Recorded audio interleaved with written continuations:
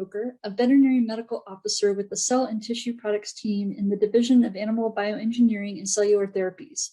This is the third video of the webinar on good manufacturing practices and donor eligibility for ACTPs. In this portion of the webinar, I will discuss Draft Guidance Document 254, which is CVM's draft guidance document on donor eligibility for ACTPs. Donor eligibility is an important aspect of ensuring the safety and quality of ACTPs. ACTPs are biological in origin and are derived from donors. ACTPs have the potential to transmit disease agents from the donors to recipients, to people who handle the ACTPs, or to people or animals who are exposed to ACTP recipients. Donors may also have non-infectious conditions such as diabetes or neoplasia that could interfere with the ability to detect transmissible disease agents or could impact ACTP quality. Therefore, donor eligibility is critical to preventing disease transmission, maintaining quality of an ACTP, and complying with cGMP. The first three reports shown here are real-world examples of disease transmission from human cell, tissue, and organ donors to human recipients. These reports document transmission of herpes simplex virus 1 through corneal transplantation, anaplasma through blood transfusion, and rabies through organ transplants. Disease transmission is a significant concern for animal cell and tissue products as well. In the fourth report shown here, 18 horses that received equine biologically derived products such as tetanus antitoxin, commercial equine plasma, and allogeneic stem cells contracted serum hepatitis and equine parvovirus. These reports underscore the significant risk of disease transmission from cell and tissue donors to recipients and the importance of prevention. Given the risk of disease transmission, donor eligibility is evaluated as part of the safety and quality assessment supporting FDA approval. The focus of this section of the webinar will be on screening and testing of donors and making the final donor eligibility determination. Draft Guidance Document 254 also includes information related to donor eligibility on procedures, tracking, record keeping, and storage of ACTPs. Due to the limited time of this webinar, I will not cover these topics in depth. However, these are critical aspects of any donor eligibility program and are important in establishing the safety and quality of an ACTP. I will speak to some of these items throughout the webinar as I discuss screening, testing, and donor eligibility. These are the aspects of donor eligibility that I will discuss today. The approach to donor eligibility should be risk-based, and there may be product-specific considerations. For example, considerations for donor eligibility may vary depending on the stage of product development, donor management procedures, the number of donors, frequency of donations, as well as other factors. We recommend contacting CVM as early as possible in development and utilizing the Veterinary Innovation Program to discuss the donor eligibility considerations for your product. When developing donor selection criteria, you should identify the relevant disease agents and diseases, or RDAs, for your product. What are relevant disease agents and diseases? Let's look at the definition on the next few slides. Relevant disease agents and diseases are defined in the guidance as any transmissible agent for which appropriate screening and/or testing measures exist, meeting any of four conditions.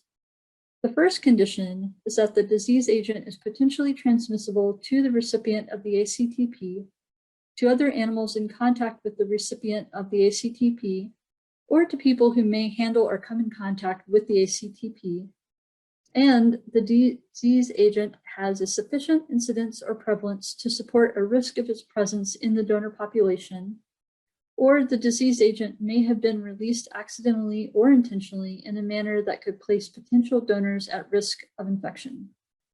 Feline immunodeficiency virus is an example of a relevant disease agent that meets this condition for feline donors because it is potentially transmissible to feline recipients and has a sufficient prevalence to support a risk of its presence in the donor population.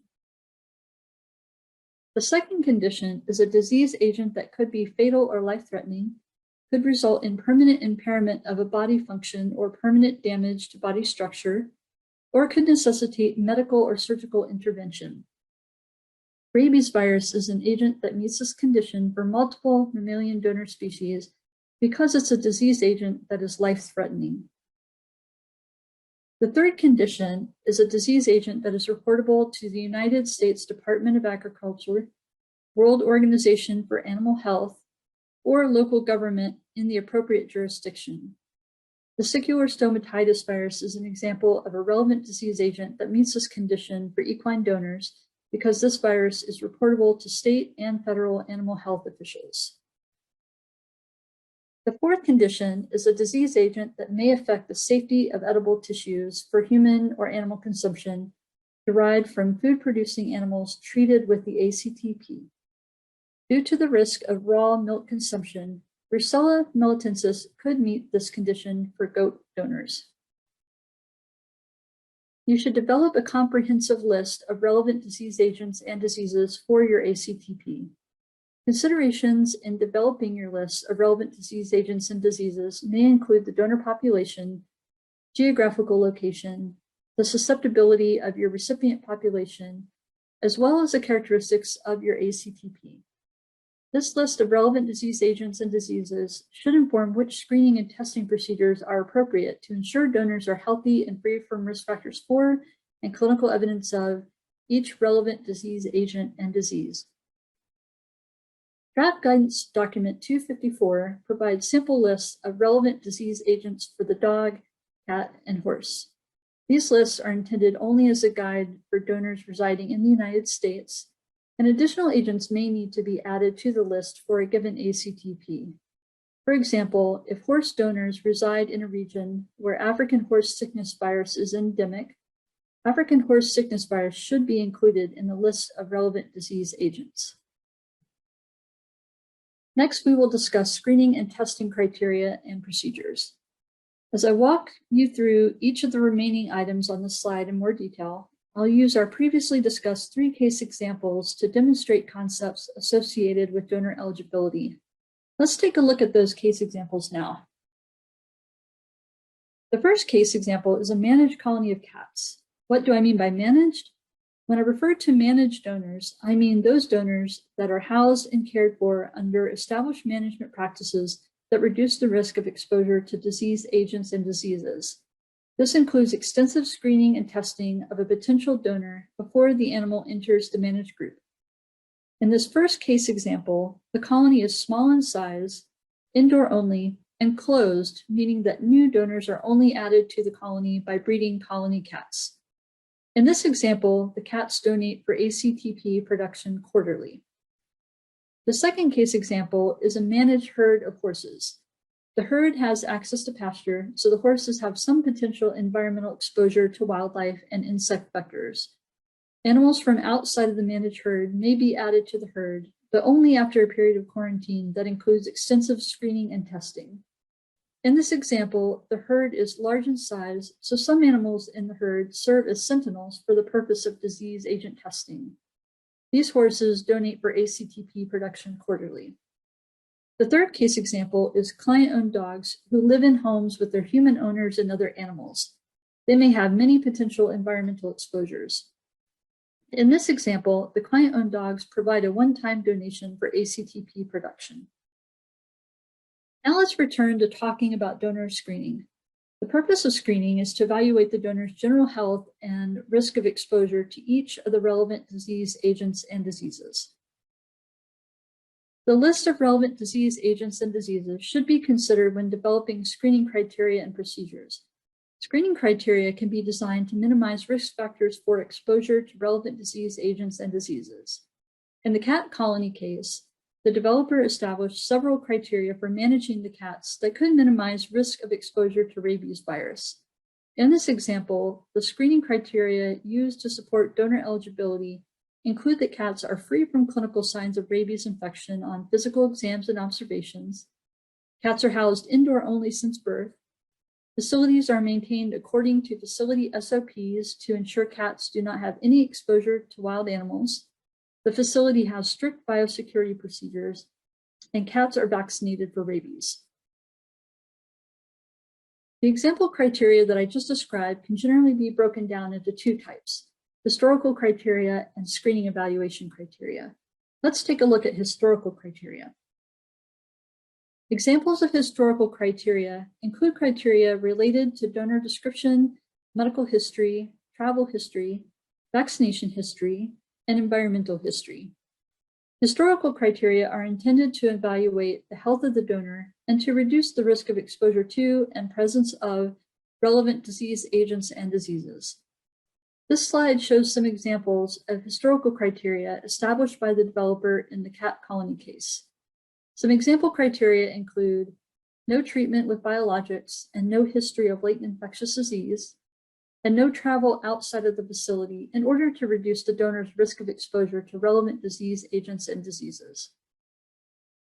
Now let's discuss screening evaluation criteria. Screening evaluation criteria are based on screening evaluations and procedures that are generally conducted after identifying potential donors. Screening evaluations should be designed to evaluate the donor's health and risk of exposure to relevant disease agents and diseases. Screening evaluations may include observations, physical exams, and clinical pathology. Screening evaluations may also include general health screening tests such as fecal exams and preventive medicine procedures such as vaccinations and parasite control. Screening procedures may also include other risk-reducing procedures. For example, the developer in the horse case quarantines potential new donors before they are added to the managed donor herd. Note that criteria should be established for each screening evaluation and procedure performed. Now that I have described historical criteria and screening evaluation criteria, let's talk about the timing and frequency of screening. Historical information on a potential donor should be obtained and documented for a period long enough to assure absence of exposure to relevant disease agents and diseases that may result in chronic illness or latent infections. In addition to defining the appropriate time period for evaluation of historical information, historical screening criteria should inform the types of records you'll require for review. Historical screening criteria should also inform how you will maintain historical records for donors. In the horse case example, the developer's historical criteria include review of information regarding medical records, vaccinations, travel, ownership, and disease status of the previous herd. The criteria include that this information be available for at least 1 year prior to admitting a horse to the managed herd. The peridonation period is important when considering timing and frequency of screening evaluations. The peridonation period is the time during which a potential donor is observed for signs of clinical disease. It should include time before and after donation sufficient to assess the donor for signs of recent or incubating relevant disease agents and diseases. The duration of the peridonation period is based on the incubation period of relevant disease agents and diseases, as well as the product-specific considerations and the historical and screening requirements for the donors. The peridonation period should include procedures to reduce the risk of exposure to relevant disease agents and diseases, and an eligible donor should be healthy throughout the peridonation period. Screening evaluations should be conducted multiple times during the peridonation period, generally at the beginning and end of the peridonation period and at the time of donation. The frequency and timing of screening evaluations within the peridonation period may be based on risk for exposure to relevant disease agents and diseases, the available historical information, and other practical considerations related to the donor population. Since risk is a consideration for the timing and frequency of screening evaluations, let's take a look at this in the context of 3 case examples. As I mentioned earlier, managed donors are donors that are housed and cared for under established management practices that reduce the risk of donor exposure to disease agents and diseases. Managed donors, such as the cat in the closed colony example, have a low risk of exposure to relevant disease agents and diseases. Client-owned donors, such as the client-owned donor dogs in the case example, are not under specific management practices and have a wide variety of potential exposures to relevant disease agents and diseases. In the closed cat colony case, there are no new donors added from outside of the colony. This supports a low risk of exposure to relevant disease agents and diseases. In the horse herd example, new donors may be added from outside of the herd, increasing the risk for exposure to relevant disease agents and diseases.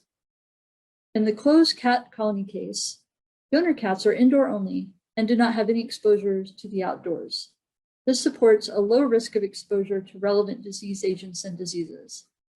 In the case examples for the client-owned dogs and managed herd of horses, the donors have exposure to the outdoors, including potential exposure to wildlife, either directly or indirectly, increasing the risk of exposure to relevant disease agents and diseases. Using the case examples, I have discussed a few items that impact risk for exposure to relevant disease agents and diseases. Now let's take a look at the frequency and timing of screening evaluations, as well as the peri-donation period in these case examples. In the closed colony cat and horse herd examples, developers have established that both sets of donors donate quarterly and undergo daily observations for health. In the closed cat colony example, the cats have quarterly physical exams and semi-annual clinical pathology based on their low risk for exposure to relevant disease agents and diseases.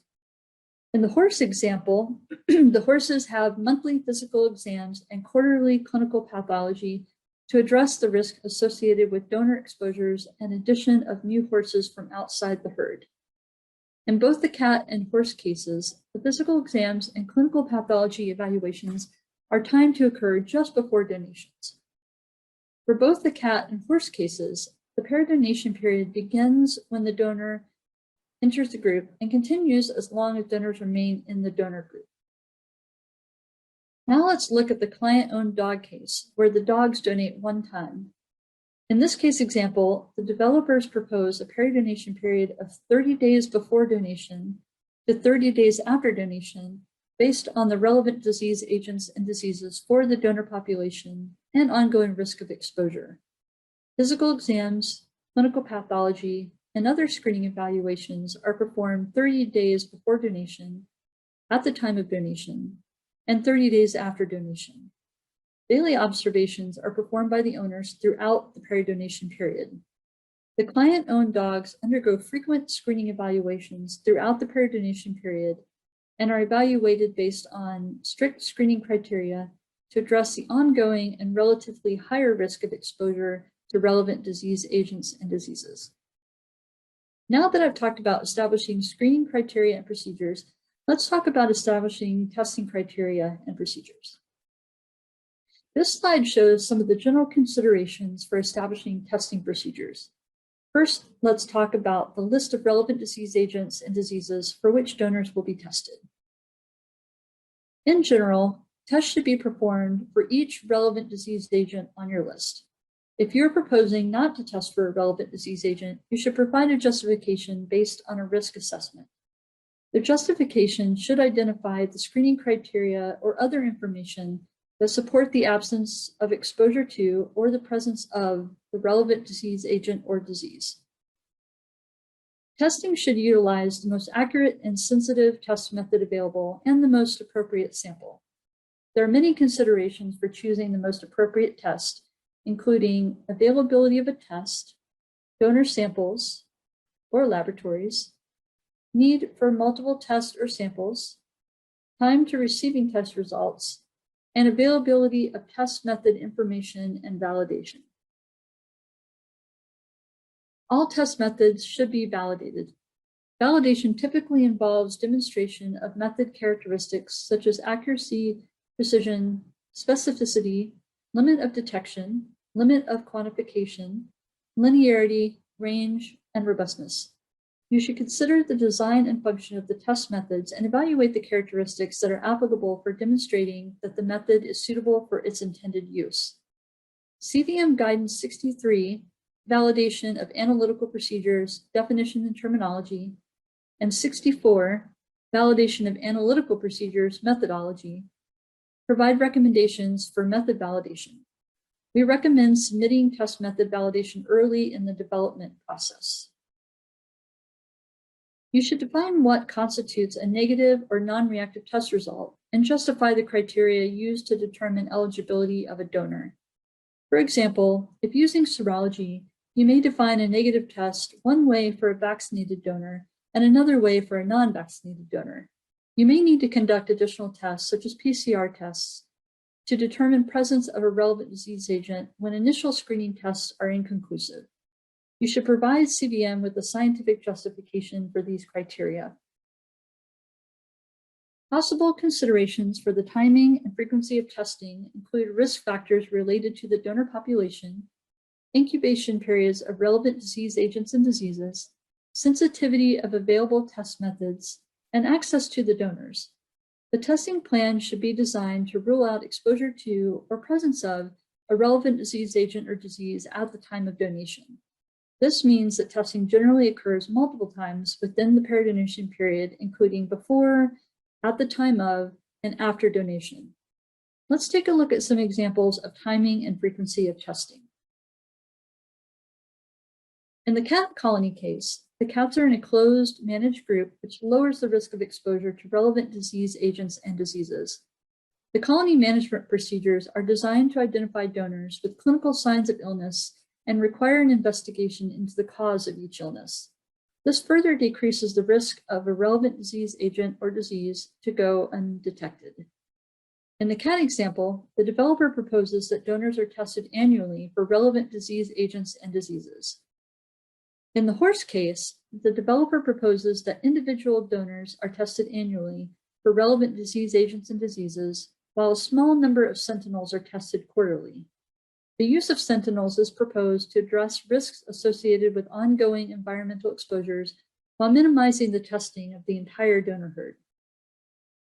In the client-owned dog case, the developer proposes testing donors for relevant disease agents and diseases 30 days before donation, at the time of donation, and again 30 days after donation. Donors are tested 30 days after donation to ensure detection of diseases that were latent or incubating at the time of donation. We recognize that there are challenges related to disease agent testing of donors. One challenge is that commercially available tests may not be validated for assessing the presence of relevant disease agents and diseases in healthy donors. In veterinary medicine, tests are most often designed to detect disease agents in animals exhibiting clinical signs of disease, but these tests may not be validated for use as a screening tool. This may present challenges for test method validation as well as interpretation of test results. Another challenge may be the availability of commercial test methods for rare or foreign disease agents. There may also be challenges with obtaining access to or the ability to reference test method validation data. For these reasons, we encourage developers to use robust screening criteria, talk to CVM early in development, and submit donor selection criteria and test method validation for review as soon as it is available. We welcome comments on how to address these challenges. Donor selection criteria should be submitted to the donor eligibility module of the product characterization technical section. This submission should include screening and testing criteria and procedures. We recommend providing this submission to CVM for review early in the development process in order to receive our feedback prior to selecting donors. Next, let's talk about screening and testing donors. Screening and testing should involve identifying potential donors, gathering historical information, reviewing the donor history, performing screening evaluations such as physical exams, observations, fecal exams, and clinical pathology, and performing relevant disease agent tests. Screening and testing also should involve following established procedures, documenting historical and screening information and test results, and keeping records. A tracking system should be in place to track all information related to the donor from distribution of the ACTP back to the donor. A donor eligibility determination should be completed for each donation of cells or tissues used in the manufacture of an ACTP. So what is the final donor eligibility determination? It is a conclusion based on donor screening and testing results that a donor is either eligible or ineligible to donate cells or tissues for use in the manufacture of an ACTP. This determination should be made for each donation and should be made by a responsible person who has appropriate training, qualifications, and authorization. The responsible person should review all records related to the donor's eligibility status. These records may include screening and testing forms and results, medical records, regional incidents of disease outbreaks, colony health reports, deviations, and more. It is important to note that an ACTP should not be distributed for clinical use before the final determination is made. So what constitutes an eligible donor? A donor should be considered eligible if donor screening and testing are conducted in a manner consistent with CGMP, and donor screening and testing addresses the considerations described in draft guidance document 254, and donor screening indicates that the donor is healthy and free from risk factors for and clinical evidence of relevant disease agents and diseases, and the test results of donor testing for relevant disease agents and diseases are negative or non-reactive. A final report of eligibility should be created for each donor eligibility determination.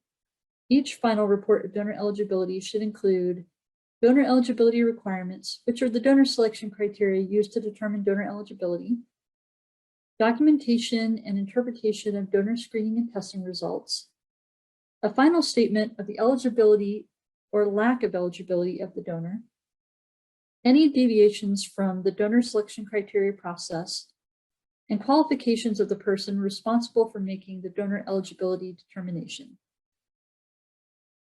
After making a final eligibility determination and prior to approval, you should submit the final report of donor eligibility for each individual donation event. Each submission should include all raw data and documentation supporting the determination of donor eligibility for the donation event.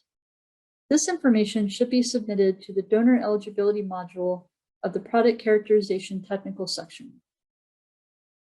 This brings us to the end of our discussion on donor eligibility. I hope that the overview of draft guidance documents 253 and 254 is useful to you. As a quick summary, here are some important take-home points from the webinar.